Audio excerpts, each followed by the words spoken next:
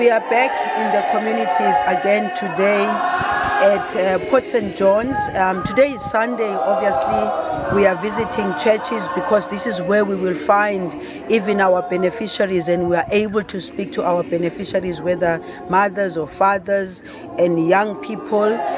We are closing our session today, having been here as a Department of Social Development, joining the ANC caucus program, parliamentary caucus program, to make sure that we reach out to our people. This was a very good outreach program because then we continue to engage with the communities, because while we know what the pains of the communities are, it's important to always come back to the communities, but also it's important to come and just do an assessment of even our own programs. And I see here the majority of the people who are here are grant beneficiaries across the board. And some of them, of course, are having challenges, those that do not have their IDs. But in the majority of people who live here, they're entirely dependent on social grants. I'm very happy to have joined the ANC caucus, parliamentary caucus, so that we can then be seen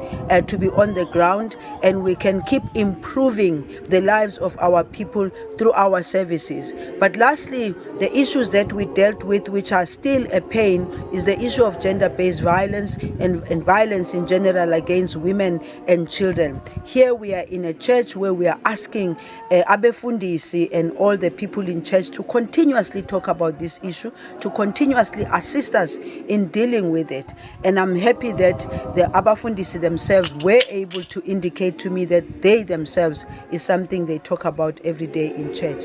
But of course, as we are closing this session, we are pained by the fact that the African National Congress and also the family of the Comrade Jessie Duarte has lost somebody who was strong in the liberation struggle, who was also forthright, who was also strong in building institutions of democracy. We say to Comrade Jessie, thank you very much for your contributions. May your soul rest in peace. You will forever remain in our hearts and our minds, because we know that you dedicated your entire life to the liberation of South Africa.